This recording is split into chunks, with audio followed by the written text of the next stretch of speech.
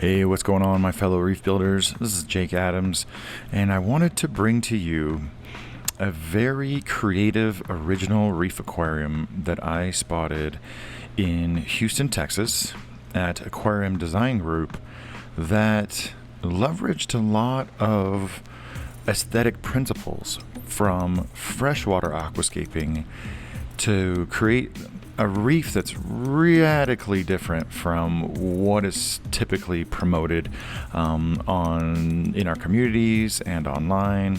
And so yeah, I hope you guys enjoy this kind of different style of presenting an aquarium, because if there's any reef tank that deserves the white glove treatment, it's definitely this beautiful SoftScape by Aquarium Design Group.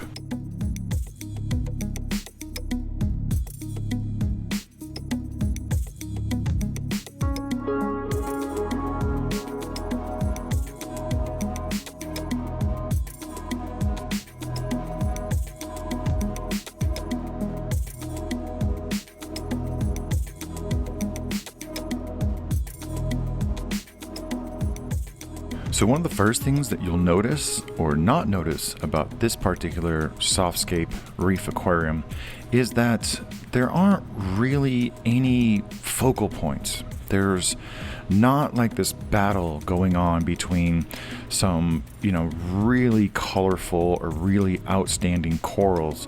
It feels a little bit more like a lot of decent looking corals are working together to just create this beautiful presentation of reef life. And the rockscape is the same. We've got 3 small bommies, 1 medium-sized bommies, so there's no real hard points that you would get like if you used a lot of branching rock, and it's just real smooth, and it's supported by a lot of flowy tissue from the star polyps, from the daisy polyps, from the flower pot corals, from the pipe organ, and just a couple of euphyllias.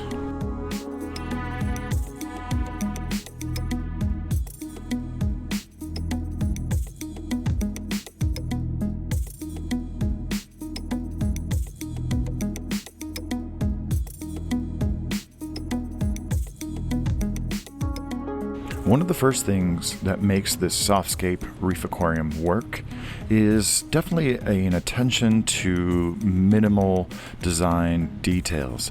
So the equipment is not in your face, it's really out of the way. We've got a trio of Reef LED 90 LED lights from Red Sea.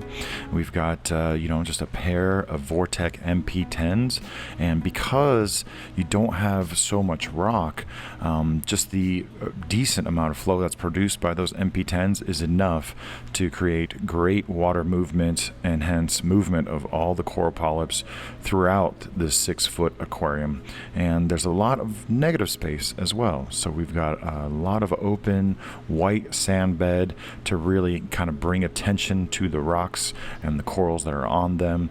And then there's about 60 to 50% of the volume of the aquarium above the bommies are also completely open to allow for water flow, to allow for more top-down angled viewing, and to give the smaller, more subtle colored fish a place where they can shine and swim out in the open.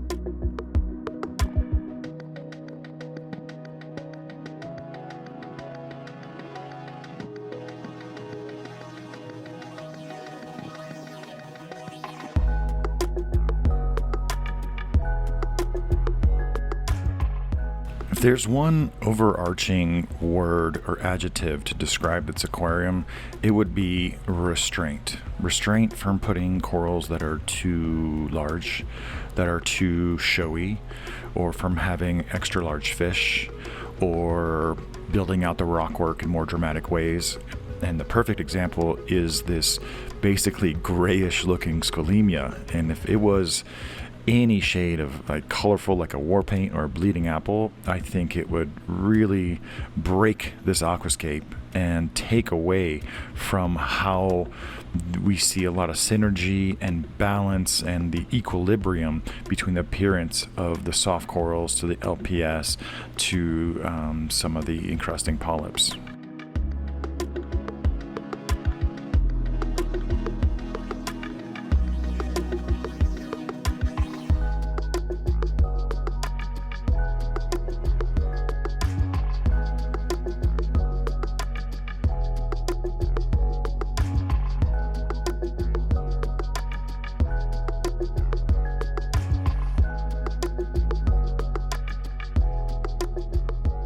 When people first get into reef tanks, one of the first groups of corals that they're attracted to are what they'll usually describe as flowy corals. And I'm not sure how much Jeff meant to do this, but there's just an awesome balance of movement from the polyps of the leather corals to the very feathery polyps of the cloves to the combinations of this alveopora mixed in with differently colored goniopora flower pot corals. But once again, the colors are beautiful, they're attractive, but they're not the same kind of radioactive fluorescence that are going to get you the most attention online. I feel like this tank really asks the viewer to slow down and take a look at the corals and inspect them a little bit closer. And I think once you make a little bit of that connection to this type of softscape in real life, you actually get more out of it than if it was just a billboard fluorescently colored reef aquarium.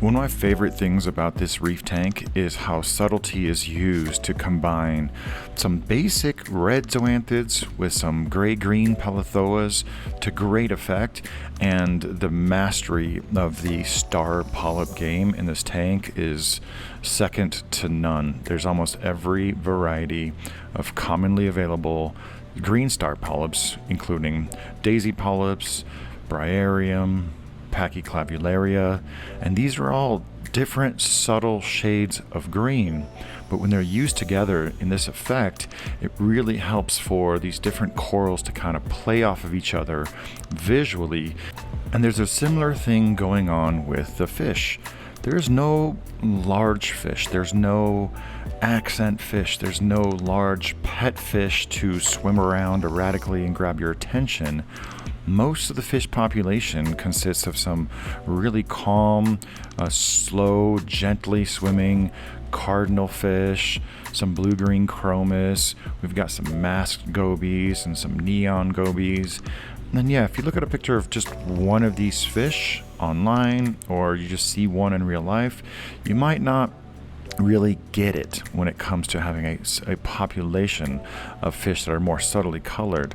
But when they're used in this way, in a really gentle presentation, it really invites you to come and inspect the fish a little closer, because their subtle color, their beautiful patterns they're just a little bit more sophisticated, and they ask the viewer to come in, to draw them in and have a closer look.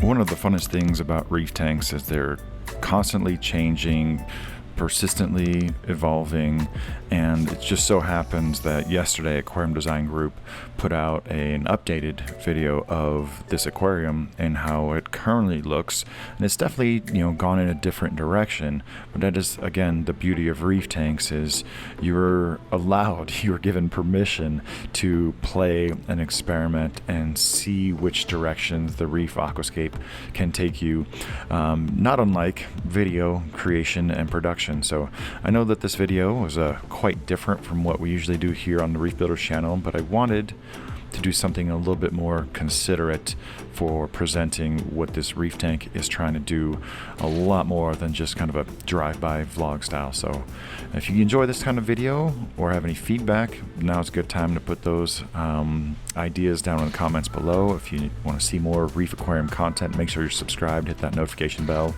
Don't forget to head over to Aquarium Design Group to see their updated video of the SoftScape Reef Aquarium. So this has been Jake Adams. Thanks for joining me on this tour of a creative, original reef tank, and we'll catch you guys on another one very soon.